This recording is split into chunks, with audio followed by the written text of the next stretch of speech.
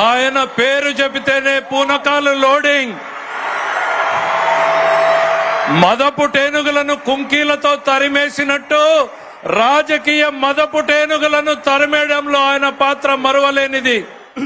ఆయన మాట్లాడే ముందు దయచేసి విజ్ఞప్తి చేస్తున్నా. చాలు దిగు, పడిపోతుందా? చాలు చాలు, మీరందరూ బాగుండాలి కదా, మీరందరూ బాగుండాలి కదా. దింపమ్మా ప్లీజ్, జాగ్రత్తగా దిగే, నువ్వు జాగ్రత్త దిగే, నా మాట దిగు. తర్వాత అబ్బాయికి వెనక నుంచి వెనక్కి తీసుకురండి, అబ్బాయి ఫోటో ఇద్దాం.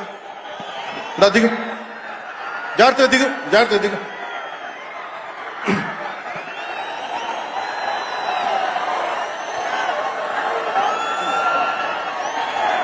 పుట్టపర్తి నారాయణాచార్యులు గారు రచించిన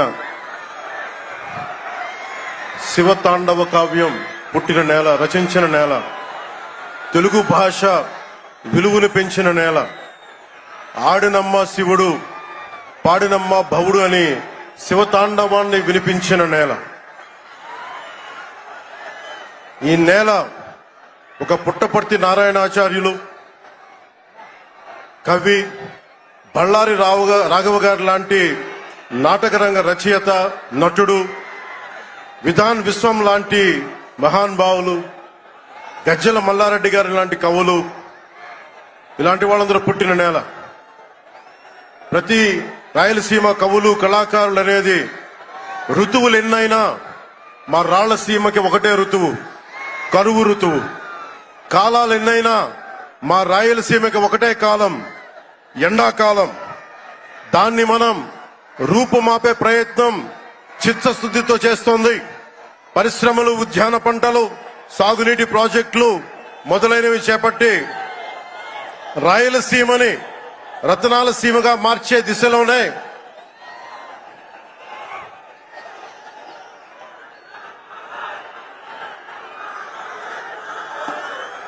ఈ రోజున మేమందరం గౌరవ ముఖ్యమంత్రి గారి చంద్రబాబు నాయుడు గారి నాయకత్వంలో మీ ముందుకున్నాం. ఈ సూపర్ 6 కార్యక్రమం ఇన్ని వేల కోట్లు ఆర్థిక ఇబ్బందులుండి వీటన్నిటినీ ముందుకు తీసుకురాగలుగుతున్నామంటే మీ భవిష్యత్తు కోసం, యువత భవిష్యత్తు కోసం, మహిళల భవిష్యత్తు కోసం. ప్రతి ఆంధ్రప్రదేశ్ లో ఉన్న ప్రతి ఒక్కరూ బాగుండాలి, మీరు ఆనందంగా ఉండాలి.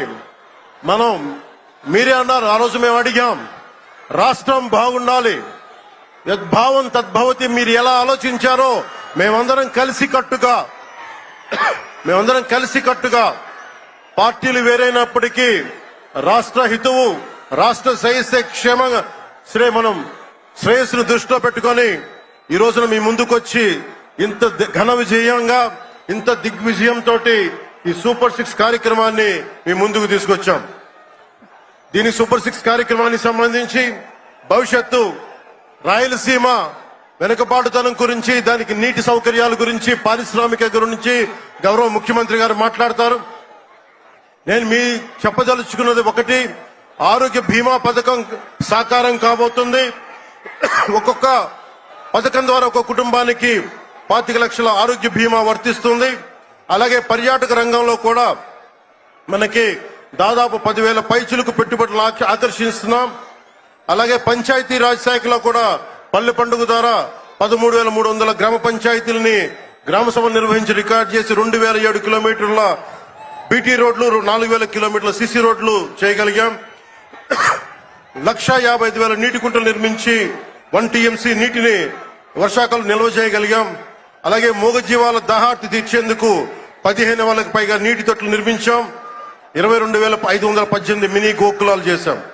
అడవి తల్లి బాట కార్యక్రమం గౌరవ ప్రధానమంత్రి శ్రీ నరేంద్ర మోదీ గారి సహకారంతో, ముఖ్యమంత్రి శ్రీ నారా చంద్రబాబు నాయుడు గారి నాయకత్వంలో కూటమి ప్రభుత్వం 1,005 కోట్లతో ప్రధానమంత్రి పిఎం జన్మన్ పథకం, మహాత్మా గాంధీ జాతీయ ఉపాధి హామీ పథకం ద్వారా రాష్ట్ర ఉపాధి హామీ పథకం 625 గిరిజన గ్రామాలని అనుసంధానిస్తూ 1,069 కిలోమీటర్ల రోడ్ల నిర్మాణం జరుగుతోంది. గర్భిణీ స్త్రీలకి డోలీ మోతల నుంచి విముక్తి కలిగించాల లక్ష్యంతో ముందుకెళ్తున్నాం. 7,910 కోట్లతోటి జల్ జీవన్ మిషన్ కి ప్రాజెక్టులు చేపట్టాం.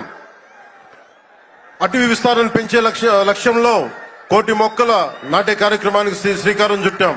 కర్ణాటక ప్రభుత్వానికి నుంచి సహకారంతో 4 కుంకి ఏనుగులను తీసుకొచ్చాం. అలాగే శాంతి భద్రతల పరిరక్షణ వ్యవహారంలో భేదాలు చూడకుండా ముందుకు వెళ్తామని శాసనసభ సాక్షిగా గౌరవ ముఖ్యమంత్రి శ్రీ నారా చంద్రబాబు నాయుడు గారు స్పష్టం చేశాం. నేను అదే మాట చెప్పాను. ఆ మాట కట్టుబడే ముందుకు వెళ్తున్నాం. శాంతి భద్రతలు ఎలాంటి ఆటంకం కలగకుండా ఉన్నప్పుడే రాష్ట్రంలో పెట్టుబడులు పరిశ్రమలు వచ్చి యువతకి ఉపాధి ఉద్యోగ అవకాశాలు లభిస్తాయి.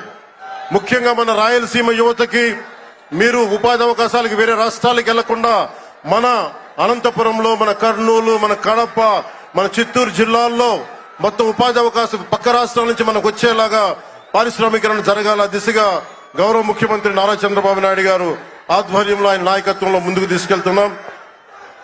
కూటమి ప్రభుత్వం ప్రతి అడుగులోనూ త్రికరణ శుద్ధితో పనిచేస్తుంది. గౌరవ ప్రధానమంత్రి శ్రీ నరేంద్ర మోదీ గారి వికసిత్ భారత్ విజన్ దిశగా గౌరవ ముఖ్యమంత్రి శ్రీ నారా చంద్రబాబు నాయుడు గారి నాయకత్వంలోని కూటమి ప్రభుత్వం ముందుకు సాగుతూ 2047 నాటికి ఆంధ్రప్రదేశ్ ని దేశంలో నెంబర్ 1 రాష్ట్రంగా తీర్చిదిద్దుతామని మీ అందరికీ తెలియజేసుకుంటూ జై భారత్, జై హింద్.